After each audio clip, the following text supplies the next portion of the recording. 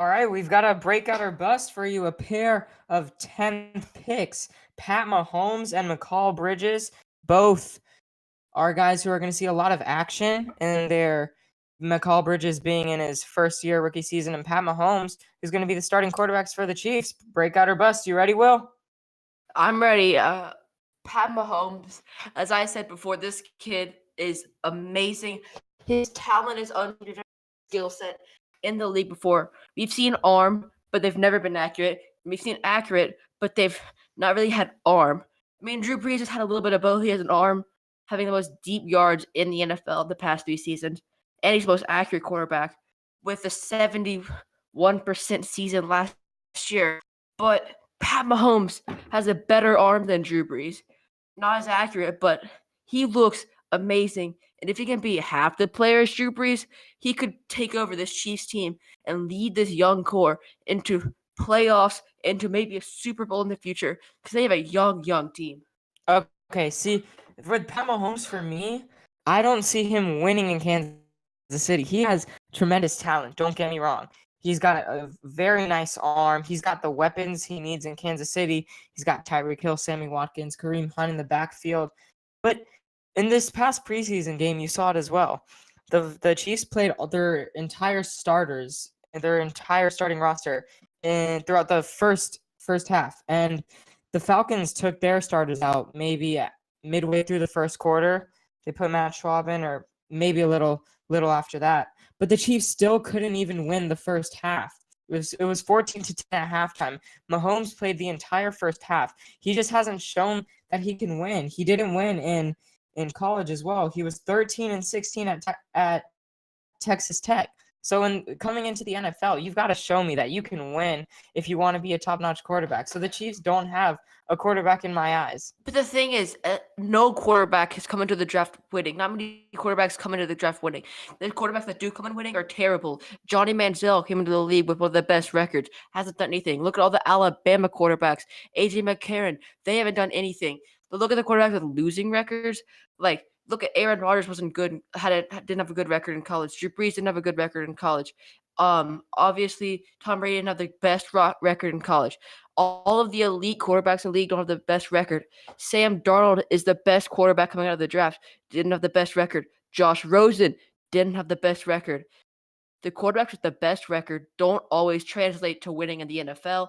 That's why I think that even though he lost in college, that means he's going to win in the NFL. He has the talent that he needs. He looked good in college with no weapons.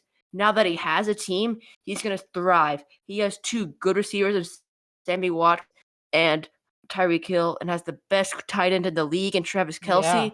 Just he's gonna win. There's no denying that. I don't see it. And plus, the game is changing. Sam Darnold was good in college. He was good at USC. He had a couple winning seasons. Pat Mahomes couldn't get a winning season.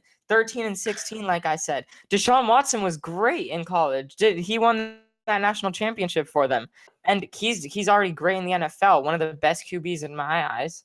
So the game is changing, and I don't see Pat Mahomes winning in Kansas City. But you do bring up a good point.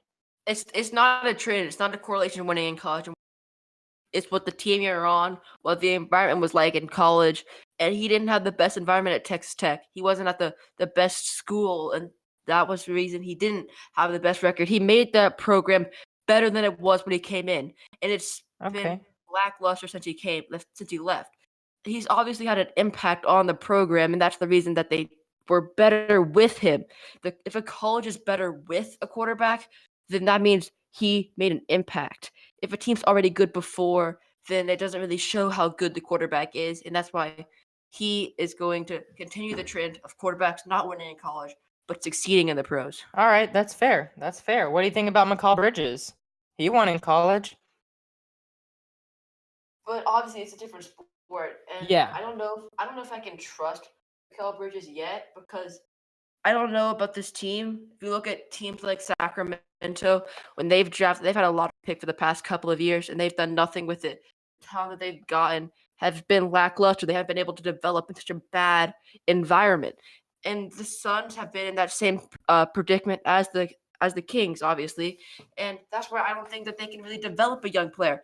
Obviously, Tevin Booker been amazing for them. Yeah. And maybe he can learn this young core of Bridges and DeAndre Ayton, a really young team. Going to be exciting if they can all gel together. But Mm-hmm. obviously, one of them has to bust, and it can't be DeAndre Ayton. So I think Mikal Bridges isn't going to produce as much as he did in college. Obviously, his college minutes look great. Last season, averaging 17 points per game, all NCAA tournament, first team. He's one of the best players coming out of college. Obviously, taking with the 10th pick, exchanging picks with the Philadelphia 76ers. Yeah.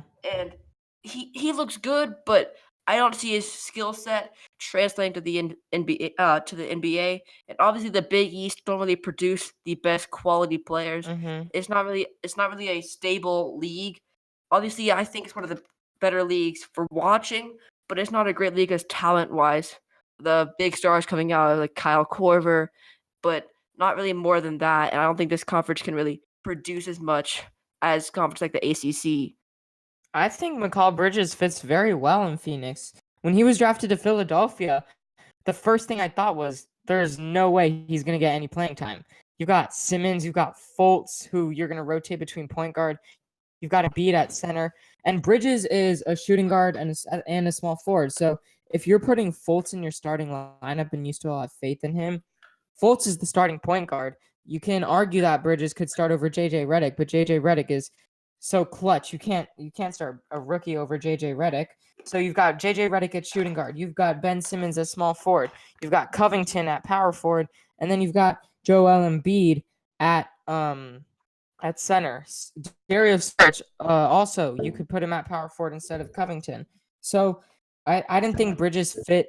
That wasn't the best fit for him. So in Phoenix, I think he fits very well. Like I said, they've got a young core: Devin Booker, Josh Jackson, DeAndre Ayton. So they have tremendous young talent. So he's gonna have a role on that team. But one thing you mentioned was real quickly before you get to your what you want to say real quickly. You said that Mikal Bridges is the bust on that team because you don't all of those young players can't be breakouts. Obviously, I think Josh Jackson is the bust in my eyes. He did not have a good season last year. Obviously, was a great rookies in that 2017-2018 season. But I think Mikal Bridges fits very well in Phoenix. And don't get me wrong, I think he's great, but the place that he's developing, there's a reason Josh Jackson didn't look good in his first season. There's a reason why Ben Simmons didn't play his entire rookie season, but still won Rookie of the Year. But that's the reason why. It's because he doesn't have it's an environment, not the playing time. It's not an issue. It's the environment which you develop in. Yeah. There's a reason why each player develops well. You could take a person that we think of as a complete bust, like Johnny Manziel. You put him in a different team, and he might have been a successful quarterback in the NFL.